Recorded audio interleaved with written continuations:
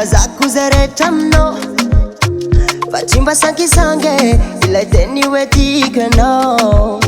Afa-po zao malalaka Tapa-kevitra angalanao eo Adalagnako taloha fanajanoko hatreo Manomboky niany anao ataoko fale Valifale Navitranao ny jalijale Jalijale Manomboky niany anao ataoko fale Valifale Navitranao ny jalijale Iaeo Aleiko anao Ampekariko vadiko anao Aleiko anao Ampekariko vadiko anao Ifalazaiko foana fianao lay safidy Tsika miaritra ny mamy sy magity Mikady ny sosiny tsara tsy zay ka leo androany fa ho raisiko ny atidy Efa vonina moniorako mandeha Aleo alaiko anao androany mba andi Anao repety ny ouverture sy lohany ka te ali Tsy manana fankotranao anezao Tokana ny tantsusulu iko Fa raha manaiky anao de zamba arao Anatanteraka lay noviko Aleiko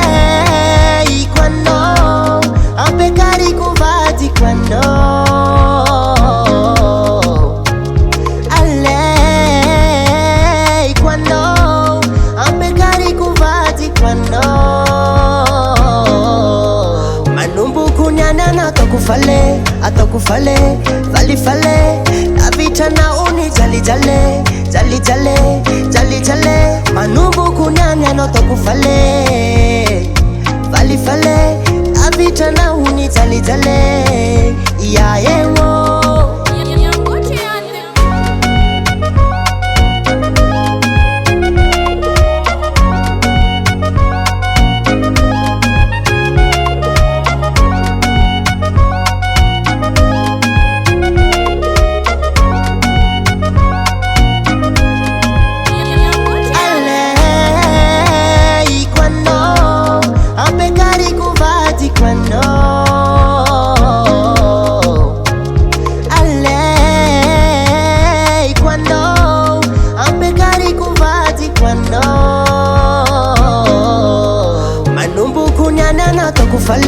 Ataoko fale Valifale Navitranao ny jalijale Manomboky niany anao ataoko fale Valifale Navitranao ny jalijale Iaeo